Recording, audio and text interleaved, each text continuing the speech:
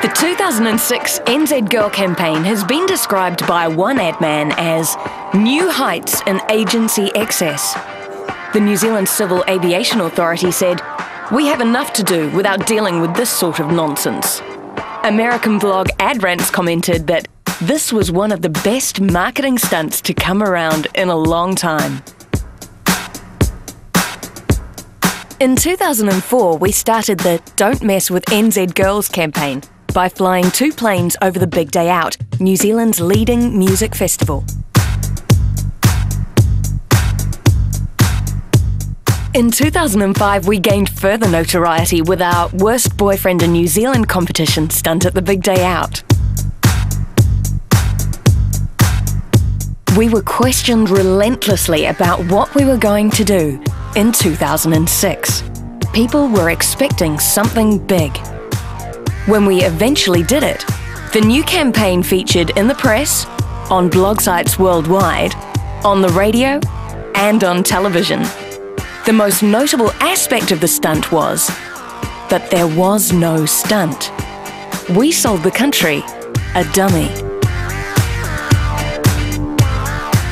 The week before the Big Day Out, we put out a press release telling everyone to look at the skies at 3 p.m, the same time as the previous stunts. The press and bloggers were already speculating about what it might be. 40,000 people at the Big Day Out were anticipating a stunt, but 3 o'clock came and went. What happened? Rumours started running through the crowd and across radio stations that the stunt had gone horribly wrong. In fact, actors had been briefed to spread this rumour. A guilty boyfriend had been kidnapped and strapped naked underneath a helicopter to be flown across the crowd. Then a terrible accident had happened. The boyfriend had fallen, injuring himself, and was now in hospital. This was so effective that a radio station even reported having seen this imaginary helicopter. I'm sure I just saw a guy fly past in a helicopter and he was nude. Really? Yeah. Well, you're having a chat. I don't know. Oh, that's if you saw that and can you just text 9696? Okay, we're getting lots of text messages from people asking about the naked guy being flown by a chopper. We knew this was just the beginning, and to keep the story going, we would leak further information as the days went by. Everyone was sworn to secrecy. Only 4 people at the agency ever knew the truth.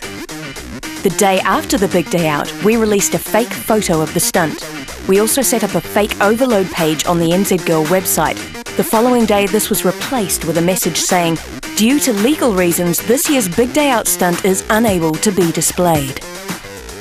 News reached the Civil Aviation Authority, who launched an official investigation.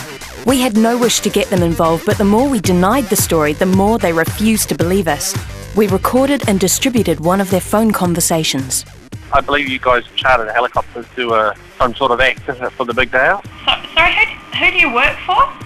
Civil Aviation Authority. So who did you hear that from? The media, New Zealand Herald, the press, the NBR, a couple of other media agencies, one of the magazines, Girls magazine. All the while, the blog sites in New Zealand, America, Australia and the Netherlands were working away doing our job for us. Within the industry, there was a huge split between those who thought it was a hoax and those who fell for it. Some thought it was genius. Others, well, we just sat on the fence. The more they argued, the more it worked. When things calmed down, we stoked them up again with a clip of things supposedly going wrong. Oh, fuck, it's back! Oh my God!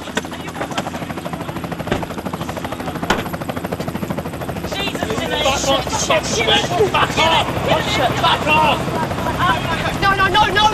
Back off!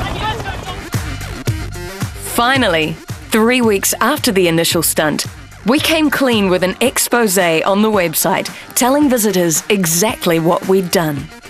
We had thousands of hits in the first hour. Of course, being a media organisation, NZ Girl had 2 target audiences: its potential readers and the media who wanted to reach those readers. This campaign delivered to both. We successfully tricked people into creating a campaign for us. It created a lot of noise for a minimal outlay. It was the stunt that never was.